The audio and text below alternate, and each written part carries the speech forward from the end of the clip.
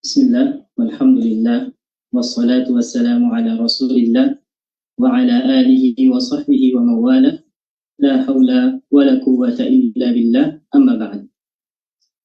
Sahabat Markas Inayah, pemirsa fanpage Markas Inayah yang berbahagia. Kami mohon maaf atas keterlambatan kajian ini karena terjadi sedikit kendala teknis yang kami hadapi di studio. Puji syukur kehadirat Allah Subhanahu wa taala yang telah memberikan kita banyak-banyak karunia-Nya. Yang dengan karunia Allah itulah, yang dengan nikmat Allah itulah kita diberikan banyak kesempatan untuk memperberat timbangan amal kita yang akan sangat berguna kelak di akhirat. Selawat serta salam semoga senantiasa tercurahkan kepada Nabi dan Rasul kita, Nabi Muhammad Sallallahu Alaihi Wasallam.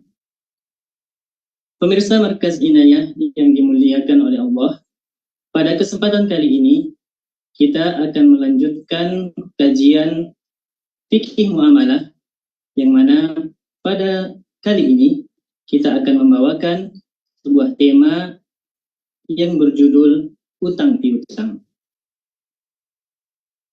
atau di dalam bahasa Arab biasanya disebut dengan al-qard. Tentu dalam kehidupan kita sehari-hari sebagai manusia, sangat banyak kebutuhan yang kita inginkan. Sangat banyak hal-hal yang kita ingin dapatkan. Namun terkadang kita terkendala oleh tersedianya dana.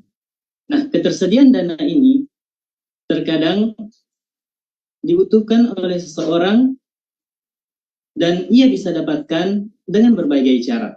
Salah satu cara yang bisa ditempuh adalah dengan berhutang. Maka kita perlu membahas atau kita perlu mengetahui bagaimana hukum Islam atau aturan-aturan Islam tentang utang piutang ini. Sebelum kita lebih lanjut,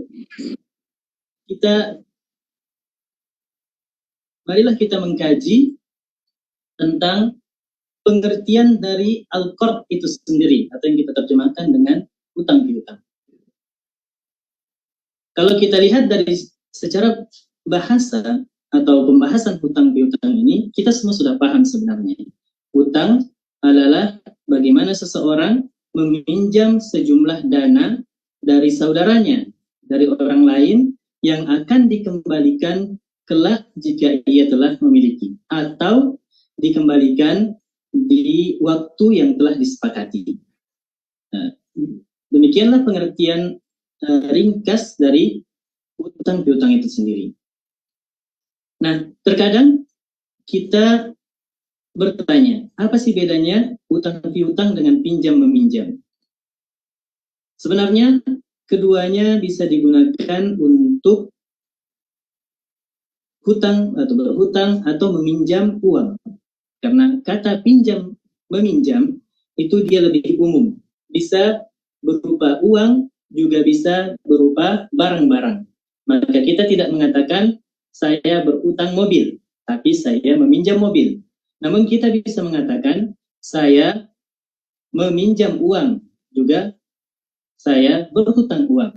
Maka perbedaannya sangat tipis. Pinjam meminjam di dalam bahasa Arab al-ariyah dia lebih umum, kadang mencakup barang dan uang itu sendiri. Adapun utang piutang lebih fokus kepada pinjam meminjam uang. Nah, ketika kita membahas tentang utang piutang, maka yang perlu kita bahas setelah ini adalah apakah syariat membolehkan pinjam meminjam itu sendiri. Bagaimana hukum Islam terhadap hutang piutang. Maka jika kita lihat kepada buku-buku fikih, maka akan dijelaskan bahwa al-qard atau berhutang diperbolehkan. Bahkan bagi yang meminjamkan uang tersebut, bagi yang memberikan hutang, membantu saudaranya, meringankan bebannya, dengan meminjamkan atau memberikan hutang sejumlah uang, maka dia disunahkan atau ini termasuk tolong-menolong dalam kebaikan. Adapun bagi yang meminjam atau bagi yang berhutang, maka hukumnya boleh. Maka ketika para ulama menjelaskan tentang hutang piutang ini, akan dijelaskan dari dua belah pihak. Yang meminjamkan bagi dia keutamaan menolong saudaranya yang sedang membutuhkan. Adapun bagi yang berhutang, dia diperbolehkan berhutang, namun hal tersebut dibatasi untuk kebutuhan yang memang sangat-sangat dia butuhkan pada saat ini. Maka tidak dianjurkan untuk berhutang demi memperlihatkan gaya hidup. Tidak dianjurkan, bahkan dilarang untuk berhutang hanya untuk sekedar mengikuti tren. Saat ini misalkan ada tren menggunakan HP tertentu yang harganya mahal, maka ia berhutang untuk bisa dilihat oleh temannya. Ini tidak dianjurkan, bahkan bisa kita katakan dia dilarang. Setelah kita mengetahui ini, maka kita juga berpindah kepada kajian berikutnya yang terkait dengan arkanul qard. Arkan atau rukun adalah sesuatu yang sangat terkait dengan pembahasan tersebut. Atau jika tidak ada rukun tersebut, dia bisa dikatakan tidak ada. Seperti rukun salat. Ketika kita tinggalkan salah satu rukun salat seperti sujud, maka salat kita tidak dianggap, tidak sah. Dan tidak bisa juga ditutupi dengan sujud sahwi. Begitu juga rukun di dalam fikih muamalah. Ketika kita katakan bahwa al-qard rukunnya begini dan begini. Semua rukun ini harus ada, dan ketika ia tidak ada, maka dia tidak dinamakan al-qard. Rukun yang pertama adalah al-muqrid. Adalah orang yang meminjamkan uang, yang mengeluarkan uangnya untuk membantu saudaranya. Adapun yang rukun yang kedua adalah al-mustaqrid, yaitu orang yang meminjam uang tersebut dari saudaranya, yang mana dia akan menggantinya di waktu kemudian ketika ia telah mampu atau diperkiraannya dia akan mampu di waktu tersebut. Dan tentu ini disebutkan ketika ia meminjam. Misalkan Adi dan Budi bertransaksi qard. Adi berkata, ya Budi, saya membutuhkan uang 200.000 untuk membeli buku referensi kuliah saya. Maka dikatakan oleh temannya, baik, saya pinjamkan 200.000, tapi hutang ini atau pinjaman ini harus diganti misalkan bulan depan. Maka ia harus memenuhi apa yang dijanjikannya. Dua rukun sudah kita sebutkan. Adapun rukun yang ketiga adalah hutang itu sendiri. Hutang itu sendiri, jumlah yang disebutkan tadi, berapa jumlahnya. Maka itu adalah rukun yang ketiga. Rukun yang keempat setelah hutangnya adalah pengganti hutang tersebut. Sebab hutang ini ketika ia ambil, dia akan serahkan di kemudian hari penggantinya. Karena tidak mungkin seseorang meminjam uang 100.000 misalkan atau 200.000, ia kembalikan uang yang sama atau kertas yang sama. Tapi kita katakan dikembalikan pengganti dari uang tersebut. Kemudian rukun yang selanjutnya adalah sering kita dengar al-ijab dan qabul. Ini sering didengar di banyak tempat, tapi paling sering didengar di KUA biasanya. Tapi ijab dan qabul di fikih muamalah adalah kata-kata yang diucapkan oleh kedua belah pihak untuk terjadinya transaksi tersebut. Maka ijab adalah kata yang keluar duluan, terlebih dahulu. Kata-kata yang muncul terlebih dahulu berupa penawaran. Namun di kasus hutang piutang bisa kita katakan atau kebanyakan kata yang muncul terlebih dahulu adalah dari yang meminjam uang karena dia yang butuh. Karena dia butuh, maka dia berkata ke temannya, temanku, saya butuh sejumlah uang untuk membeli buku, untuk membeli beras misalkan. Ini dikatakan ijab. Kemudian al-qabul berupa penerimaan dari orang yang diajak bertransaksi tadi. Jadi ada penawaran, ada penerimaan dari penawaran tersebut.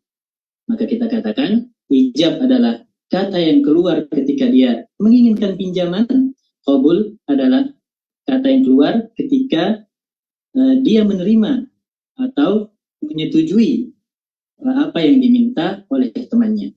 Maka kita punya 6 rukun dalam utang piutang. Yang mana kesemua rukun ini harus ada. Kenapa? Ketika hutangnya tidak ada misalkan, dana yang akan dipinjam itu tidak ada, maka tidak ada yang namanya al-qard. Atau kita katakan orang yang meminjamnya tidak ada, maka kita katakan tidak ada al-qard. Maka keenam rukun ini harus ada di dalam transaksi sehingga dia bisa dikatakan sebuah transaksi al-qard atau utang piutang.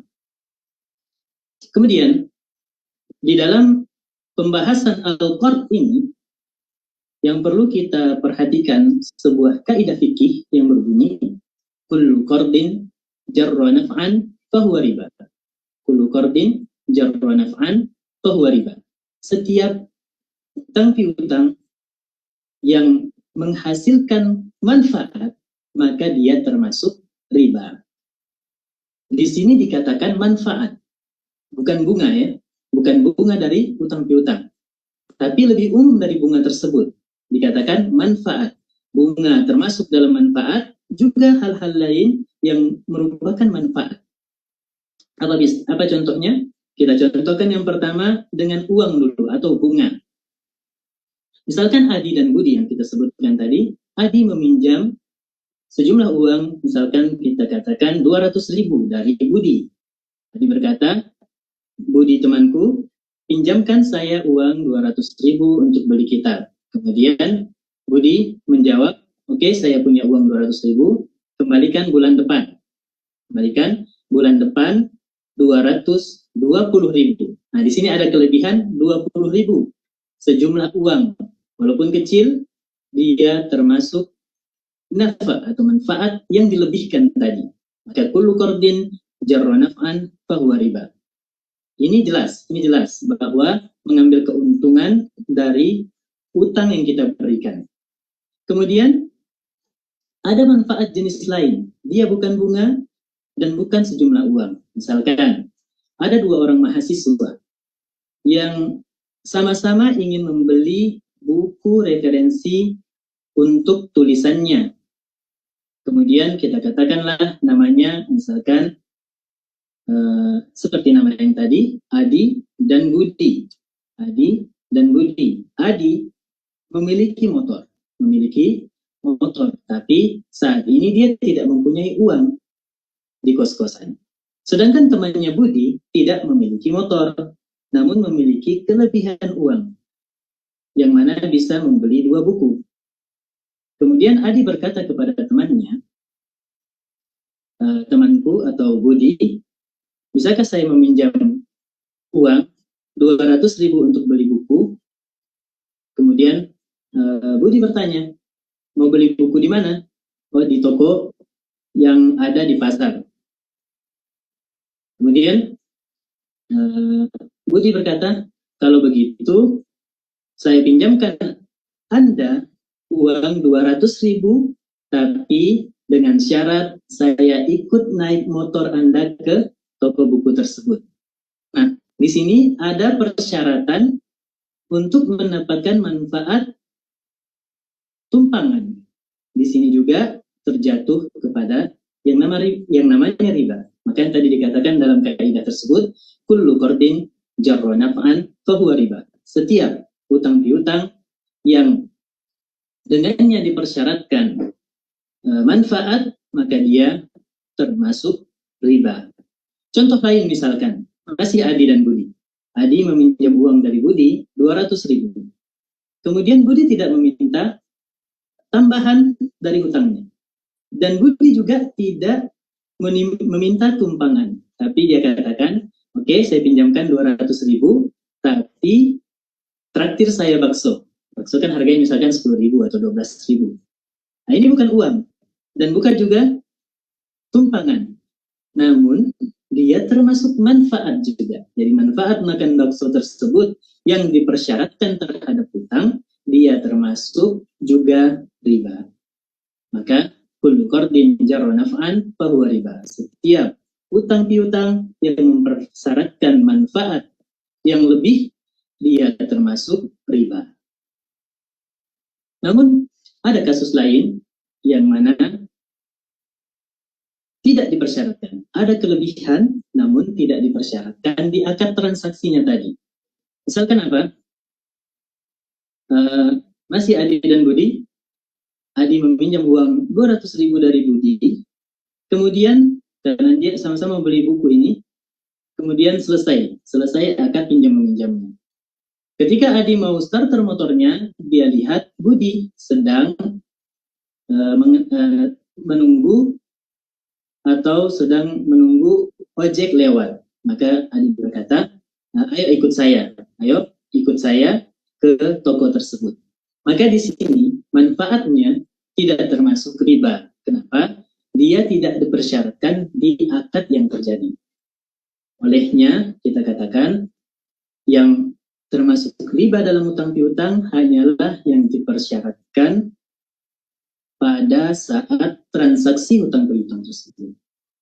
Contoh lain misalkan, Adi ingin membayar hutangnya setelah beberapa waktu dia sudah punya uang.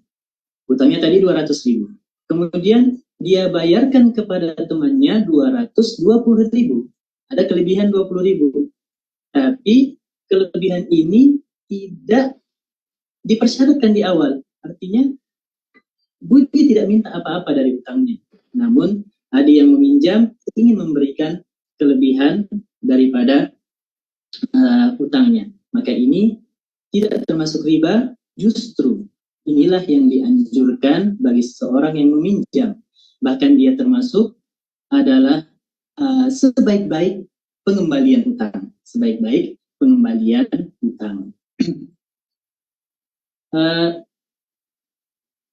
Untuk kesempatan kali ini, mungkin kita cukupkan pada pembahasan ini. Jika ada yang ditanyakan, bisa dilayangkan di kolom komentar atau di kolom chat Zoom.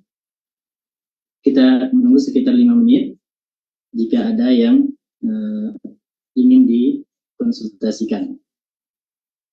Silakan.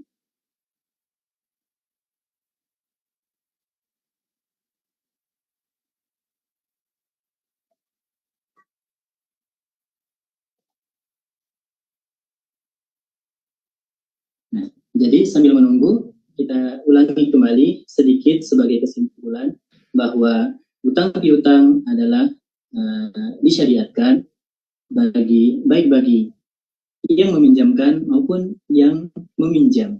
Yang meminjamkan baginya keutamaan membantu saudaranya sesama muslim misalkan, juga bagi yang meminjam jika dia memang membutuhkan maka dibolehkan juga untuk meminjam uang tersebut. Tapi tidak dianjurkan untuk bermudah-mudahan meminjam atau berhutang karena ini akan dipertanggungjawabkan di akhirat kelak. Rukun dari hutang piutang kita sebutkan tadi.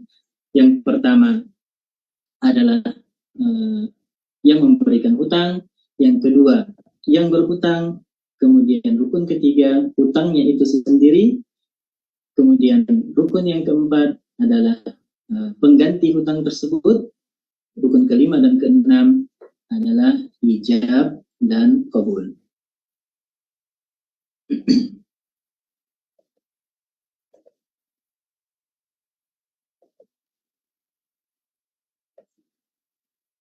Baik, Kami cukupkan kajian pada sekali ini. Nah, jika tidak ada yang bertanya, kami cukupkan kajian utang piutang bagian 1 ini. Insya Allah kita lanjutkan 2 pekan kemudian. Fikih muamalah dijadwalkan 2 pekan sekali, dan insya Allah kita akan mempelajari fikih muamalah sedikit demi sedikit. Yang penting kita bisa